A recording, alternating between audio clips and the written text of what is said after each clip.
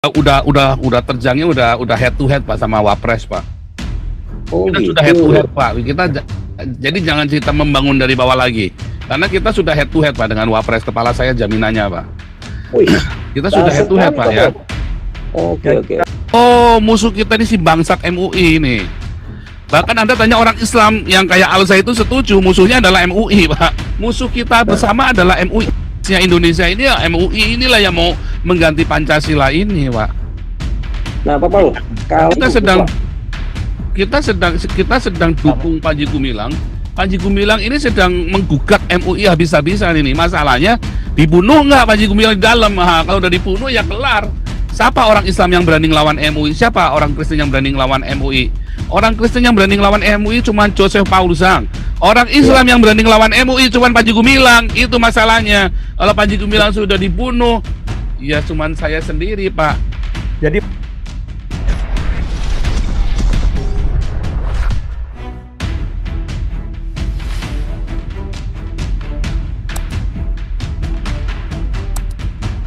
Pak host dulu ya. Silakan Pak Suherdi, bisa nyalakan mikrofon sendiri. Selamat malam. Selamat malam. Ini dulu saya rada ini nih agak menguak sejarah dulu nih. Tahun 98 terjadi chaos di Jakarta gitu kan. Ya. Banyak orang-orang Tionghoa yang menjadi korban, ada yang dibunuh, dibakar, diperkosa gitu. Nah, ada orang-orang Tionghoa yang lari ke Jaitun gitu. Nama Tionghoanya saya lupa, tapi sekarang udah menjadi Mr. Hendra gitu. Bersama keluarganya minta perlindungan itu tuh tahun 98 dari kejaran-kejaran orang-orang yang anarkis yang diduga mereka itu ya kita tahu lah itu orang-orang yang tidak punya kemanusiaan gitu. Nah, dilindungi itu dan sekarang menjadi teman baik, malah menjadi donatur lah,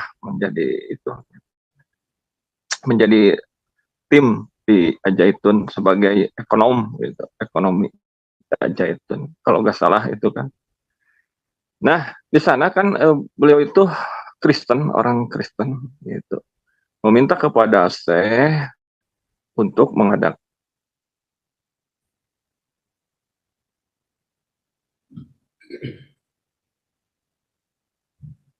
Suaranya hilang lagi nih Pak Suherdi.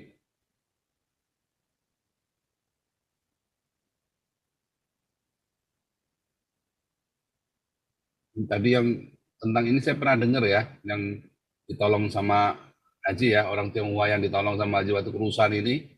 Ini saya pernah dengar cerita ini ya, yang Pak Suherdi bilang ini ya. Pak Suherdi suaranya hilang Pak Suherdi. Kelihatannya tersign out nih. mungkin internetnya lemah Pak. Iya. Kelihatannya tersign out ya nih, cuman nggak kan hilang sendiri kan, tersign out ya. Ya nih tadi lanjut dulu nih, tadi lanjut dulu si siapa tadi, Nabi 27 tadi 4 pengen ngomong nih, kasih lewat dulu nih.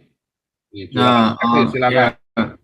Begini Pak Paul, saya hanya ingin menanyakan, kalau misalkan Islam ini dikatakan sebagai apa ya istilahnya dalam tanda kutip ya masalah dari negara kita Pak Paul. Nah, berarti solusinya apakah kita harus meninggalkan agamanya itu atau kita modernisasi, Pak?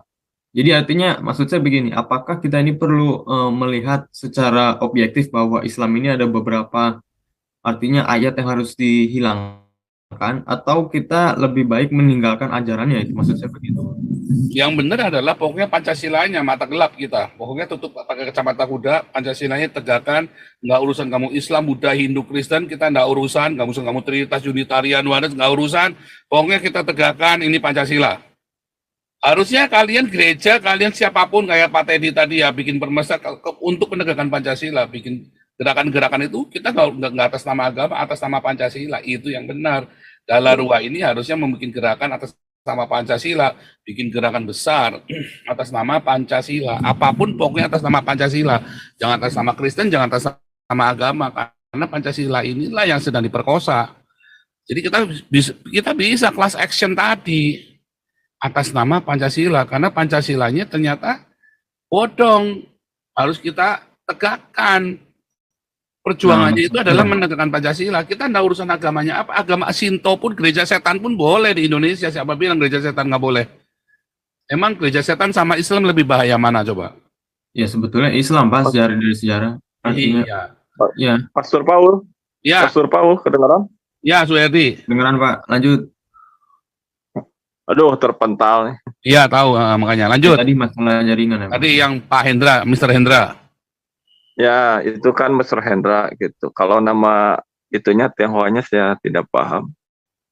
Minta perlindungan kepada Ajaitun dan dilindungi gitu. Tidak melihat agamanya, tidak melihat itunya, ya, tapi dia orang Indonesia yang harus dilindungi. Nah, kan Pak Mr. Hendra itu mau melaksanakan kebaktian, tetapi kalau ke pusat kota kan agak riskan juga dulu gitu kan. Takutnya digimanain kan waktu itu zaman chaos gitu, zaman carut marut. Minta perlindungan gitu, minta perlindungan dan untuk melaksanakan kebaktian. Nah, itulah sikap negarawan, sikap toleransi yang dikembangkan, yang memang sudah menjadi moto dari Ajaitullah Pusat Pendidikan Pengembangan Budaya Toleransi dan Perdamaian menuju Masyarakat Sehat Cerdas Manusiawi. Jadi intinya itulah mengamalkan Pancasila sebagai landasan fundamental bangsa Indonesia, tidak mengenal agama, suku, ras, gitu, tidak mengenal sara. Yang ada adalah ajaran ilahi untuk semua. Maka kami sebagai wali santri sudah dipahamkan, bukan doktrin, bukan dogma, tetapi dipahamkan dengan keilmuan bahwa Pancasila ini adalah ajaran ilahi, menampung, merangkum semua ajaran-ajaran yang termaktub di dalam sila ke-1, ketuhanan yang Maha Esa, kemanusiaan yang adil dan beradab, persatuan Indonesia, kerakyatan yang dipimpin oleh hikmah kebijaksanaan dalam permusyawaratan perwakilan, dan mewujudkan keadilan sosial bagi seluruh rakyat Indonesia. Itulah ajaran ilahi, semuanya ada dalam kitab suci seluruh umat beragama, gitu kan. Makanya kami dibebaskan untuk mengkaji, untuk membaca kitab-kitab suci, sebab ada kesamaan-kesamaan yang di dalam kitab suci itu, kitab Taurat, Jabur, gitu, Al-Quran. Semua saya dipelajari, gitu, dan terangkumlah dalam Pancasila itu sendiri. Makanya kami senantiasa mati-matian untuk membela Pancasila, sebab Pancasila itu adalah intisari dari ajaran ilahi. Demikian Pak Pastor. Betul tuh ya. Jadi kalau kita bisa bicara yang sama, kenapa kita bicaranya selalu yang beda?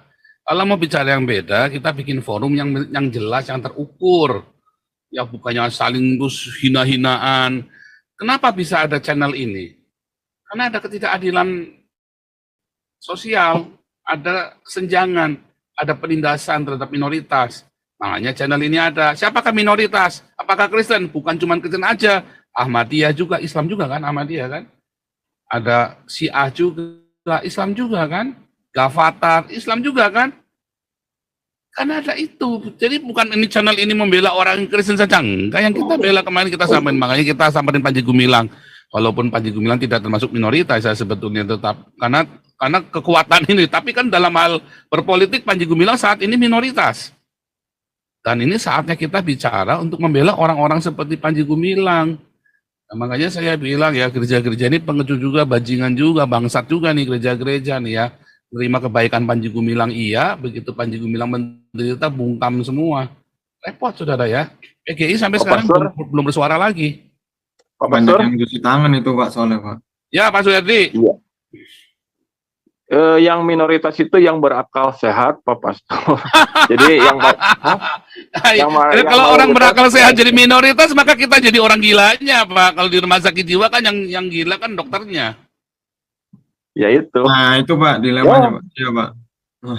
Iya, repot ini. Ini si Manguni kasih lewat lagi nih, Manguni nih, biar puas dia hari ini nih. Manguni, ayo angkat senjata dong. Lu jangan cuma Oke. ngecek doang nih, tapi nih angkat senjata bener nih. Angkat senjata lagi. Ya, terima kasih Pak Paul dan teman-teman lainnya. Salam Pak Suherdi. Yes. Ini Pak Pak, Suyadi ini kalau wali santri Al Zaitun yang sedang kita bela terus nih ya. Kita wah, luar suarakan biasa. suaranya nih. Pak Suherdi tetap semangat karena apa? Yang tadi Bapak sebutkan, kita ini minoritas yang waras. Karena dalam teori manajemen memang the Pareto Principles itu 20% dari total populasi yang akan memberikan kontribusi terhadap total dari 100%. Baik sebuah negara maupun dalam sebuah manajemen bisnis. Jadi 80% itu hanya mendistorsi ya. Nanti mungkin Pak Paul bisa candain Pak, 80% itu Pak. Mendistorsi keseluruhan pencapaian dari 20%. Sebenarnya minoritas ini yang menopang Republik Indonesia Pak. Kenapa saya ngomong begitu Pak? Kalau kita, kalau dari sumber berita tadi, Ma'ruf Amin bilang bahwa Islam bisa mempraktekkan kemajemukan, apa yang tadi berita yang Bapak sebutkan Pak Paul tadi tampilkan itu. Jadi keberagaman segala macam. Kalau memang itu nggak mungkin total gereja dari sekian puluh tahun lebih dari 1.000 gereja dihancurin. Di Indonesia ada statistiknya, ada datanya. Di rumah ibadah yang agama lain selain Kristen baik Katolik maupun Protestan itu dihancurin oleh kaum intoleran. Itu juga tercatat. Jadi apa yang disampaikan Pak Ma'ruf itu sebetulnya sangat tidak bisa dipercaya. Terlebih pada pilkada 2017 yang lalu pilkada DKI, di situ kan ada tiga kandidat. Nah, di mana dalam pledoinya Pak Basuki Cahayapurnama melalui pengacaranya mengumpulkan bukti bahwa Pak Ma'ruf Amin itu dia dependen, dia tidak independen. Artinya apa? Dia terlibat memihak salah satu kandidat, yaitu dalam hal ini beliau ya, kalau orang-orang yang berkecimpung di politik pasti paham siapa itu Ma'ruf Amin. Dia dekat dengan SBY. Dia memihak kepada ke pasangan AHY dengan Silvana apa itu ya. Nah, di situ artinya apa? Kalau dia sumpah di atas kitab suci dia menyatakan dia tidak pernah berbicara dengan SBY. Berarti dia bohong dong. Jadi secara hukum positif kan dia terbukti. Namun pressure kepada Pak Basuki dalam pengacaranya begitu besar, sampai-sampai Pak Yagut, Menteri Agamanya sekarang, organisasinya itu meminta Pak Ahok BTP itu jangan menggugat Ma'ruf Amin. Karena kalau dibocorkan melalui KPK, melalui komunikasi dari Menteri Komunikasi, nanti akan jelas sekali. Pertemuan melalui telepon, perjanjian, kemudian pembicaraan, kan pasti terbukti. Namun di situ Pak Ahok harus meminta maaf kepada Kiai Ma'ruf. Nah, makanya saya bilang, kalau seorang petinggi atau ulama, kalau tidak siap berpolitik, tidak siap dikritik, kalau dia berbuat curang, dan semuanya, jangan berpolitik. Kalau berpolitik, dikritik, dibuktikan bahwa dia salah, tidak boleh. Hancur negara ini. Seperti Yusuf Kala bicara itu, kalau Jokowi itu belum pengalaman memimpin negara, dia akan jadi presiden, hancur negara ini. Jokowi angkat dia jadi wapres waktu itu kan. Jadi yang saya mau sampaikan lagi di forum ini, Galarua saat ini punya posisi begitu kuat. Artinya apa? Ideologi yang diusung yaitu memurnikan Pancasila. Coba copycat, modifikasi lagi perjuangan Permesta dalam kekinian. Class action yang mau ditempuh oleh Galarua melihat kondisi berbangsa dan bertanah air di Republik Indonesia saat ini sudah tidak sehat. Saya pernah dengar juga paparan dari Pak Santi Amer mengenai oligarki. Dan memang ini terjadi. Karena konstitusi kita, Undang-Undang Republik Indonesia 1945, itu kan menyatakan pasal 33 itu segala sumber daya yang dikuasai oleh negara diperuntukkan untuk kehidupan orang banyak, kan begitu. Nah, Galarua boleh mengadakan class action, coba kumpulkan dulu Pak. Ini hanya ide saya Pak ya. kaum-kaum yang masih menginginkan berdirinya Republik Indonesia sesuai dengan ideologi Pancasila, Bhinneka Tunggal Ika, Tanhana dan Mamang-Ra, dan konstitusi Undang-Undang Dasar 1945 yang tetap kalau mau dipertahankan, koreksi besar-besaran. Jadi katakanlah riset Republik Indonesia, negara ini diriset. Hukumnya, kepolisiannya, TNI, semua riset. Nah, saya harap Galarua boleh lobby kalangan militer dulu. Mulai dari kerukunan keluarga Kawanua, K3. Kalau Pak Teddy Permesta masih online di forum ini, mungkin bisa kasih person-person yang bisa dihubungin Pak di K3. Karena di situ ada Jenderal Purnawirawan Mangindaan sebagai pini sepuh dari organisasi keluarga Minahasa K3, kerukunan keluarga Kawanua. Karena di situ kalau kita di Indonesia, kalau kita bicara strategi intelektual dan sebagainya, yang bukan yang lain tidak ya. Salah satu yang bercokol sangat kuat di pemerintahan Republik Indonesia adalah kalangan intelektual dari bangsa Minahasa. Di 3 angkatan TNI, Matra itu ada jenderalnya, termasuk kepolisian.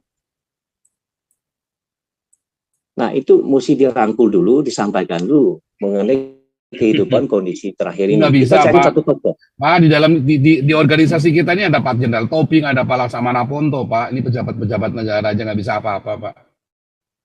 Nggak bisa, Pak. Itu hanya retorika semua, Pak. Yang Bapak ngomong ini kita udah lewatin semua, Pak. Itu cuma berarti retorika mentok ya, doang. Pak?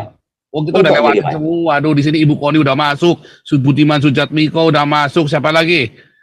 Budiman Sujatmiko, Ferdinand siapa Hutapea udah masuk ke sini. Wah, berat nih. Pak. Kalau gitu berat lah kayak gitu, Pak Paul. Rudi Kamri udah di sini, ya kan? Kita Galarua bukan organisasi ecek-ecek, Pak. Itu ada Adi Armando di situ di dalam, ada siapa lagi itu kemarin itu, ya kan? Ya, Manguni itu betul di mana ya retorika semuanya itu ya. Jadi kita juga Jadi harus yang nyata nih, kayak kalau Pak Panguni mesti ikut sini berapa waktu lamanya, nanti ngerti apa yang udah kita lakukan. Kita di sini Oh, udah terjangnya udah head to head Pak sama Wapres, Pak. oh Kita gitu. sudah head to head, Pak. Jadi jangan kita membangun dari bawah lagi. Karena kita sudah head to head, Pak, dengan Wapres, kepala saya jaminannya, Pak. Wih, Kita sudah head to head, Pak, ya. Oke, oke. yang kita lawan di sini adalah kekuatan MUI, Pak. Manguni ya, karena Ya. selama ini Betul, Pak Robert. Ini Pak Robert udah lama ikut kita, udah 2 tahun di sini, ikut beropini. Di sini, tapi kita terima opininya Pak Manguni itu, makanya kita biarkan bikin permesta apa segala macam. Oh, Pak Teddy paling demen tuh tadi tuh. Tapi saya nggak gini, kita membangun opini, ya kayak Pak Robert ini kan membangun opini lama di sini. Wah, dan akhirnya kita, oh ya, ini kita tahu nih siapa musuh kita sebenarnya. Ternyata MUI. Jadi kita sekarang makin jelas musuh bersama kita, baik orang Islamnya sendiri yang dipersekusi maupun orang Kristennya, orang Buddha, Hindu, kita ngerti, oh musuh kita ini si bangsat MUI ini. Bahkan Anda tanya orang Islam yang kayak Alza itu setuju, musuhnya adalah MUI, Pak. Musuh kita bersama adalah MUI, iblisnya Indonesia ini ya, MUI inilah yang mau mengganti Pancasila ini, Pak. Nah, Pak Paul, kalau periode yang lalu MUI bisa dikandangin sertifikat halalnya, berarti langkah berikutnya harusnya demisionerkan aja pengurus MUI-nya. Tapi justru ini kita sedang dukung Panji Gumilang. Panji Gumilang ini sedang menggugat MUI habis-habisan ini. Masalahnya dibunuh nggak Panji Gumilang di dalam? Kalau udah dibunuh ya kelar. Siapa orang Islam yang berani ngelawan MUI? Siapa orang Kristen yang berani ngelawan MUI? Orang Kristen yang berani ngelawan MUI cuma Joseph Paul Zhang. Orang Islam yang berani ngelawan MUI cuma Panji Gumilang. Itu masalahnya. Kalau Panji Gumilang sudah dibunuh, ya cuma saya sendiri, Pak. jadi begini, Manguni. Robert, lanjut. Ya, yang berani melawan Manguni, orang-orang yang memang secara aktif menyuarakan bagaimana kelompok-kelompok intoleran ini dan radikal yang ingin menguasai Indonesia hanya berdasarkan fatwa. Jadi ini kita sudah terlalu lama untuk suarakan kepada mereka. Namun di sini kita nggak bisa untuk mengulangi bahwa kita mulai dari bawah. Yang sekarang ini perlu kita sampaikan bahwa ketegasan daripada Pak Jokowi yang kita butuhkan, karena ini kan pembiaran demi pembiaran, dan juga pilih kasih dalam hukum. Hukum tidak berlaku di Indonesia. Yang diberlakukan itu di atas hukum positif Indonesia, justru fatwa dari MUI. Jadi itu siapa yang mereka setting, mereka akan tangkap, udah pastilah. Kan kemarin itu order daripada Ma'ruf Amin kepada Mahfud MD ke bawah Bareskrim. Kan ini gila. Dan mereka ini double standard semua, atau muka dua ya. Karena apa? Dikala ada MUI yang ketangkap oleh Densus 88 pada waktu 2021 ya. Wah, Ya. MUI kebakaran, Oknum dia bilang. ya, MUI kebakaran jenggot, dan bahkan Anwar Abbas mengeluarkan kriminalisasi dan bubarkan Densus 88, dan termasuk statement dari Fadli Song. Jadi mereka ini mempunyai suatu konspirasi yang hebat sesungguhnya. Jadi yang perlu kita suara-suara yang lantang untuk mendobrak pemerintah supaya pemerintah ini berlaku tegas, termasuk hukum yang sekarang kan pilih kasih, bukan hanya dalam bentuk keadilan hukum, tapi keadilan sosial dan lain-lain, termasuk penutupan gereja. Jadi mungkin itu yang kita suarakan. Jadi kalau kita bilang ada advokasi, kita semua di sini bertindak sebagai bagian daripada advokasi atau suara yang melebihi daripada attorney. Karena advokasi itu kan attorney. Kita bisa bayangkan bagaimana attorney yang kondang seperti Yosti, Ocek Kaligis, Hotma, mana suara mereka? Iya, betul. Pak Robert, mesti ada toko, Ada toko ya. Kasih Pak Paul Dere lewat dulu nih. Pak Paul Dere dari kemarin udah 4 itu pengen ngoceh-ngoceh aja nih.